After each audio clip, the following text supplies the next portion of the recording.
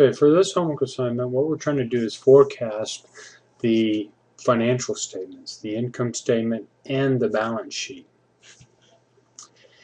And from forecasting the total assets and forecasting the spontaneous liabilities, we can then determine the amount of funds that the firm needs.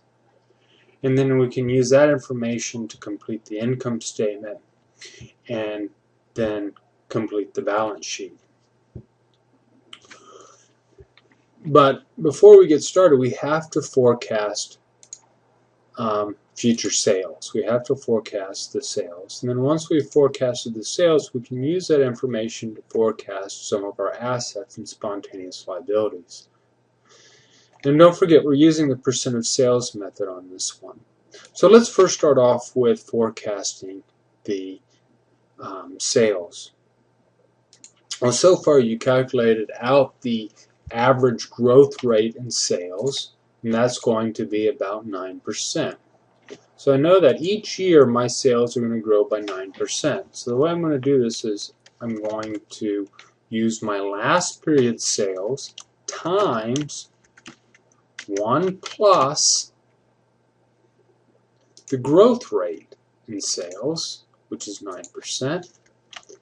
Now again, when I copy this across, I don't want to enter in this each time. I just want to copy across. And when I copy across, I want it to use the same growth rate each year. So I'm going to anchor my growth rate by hitting F4. I'll put dollar signs in front of that.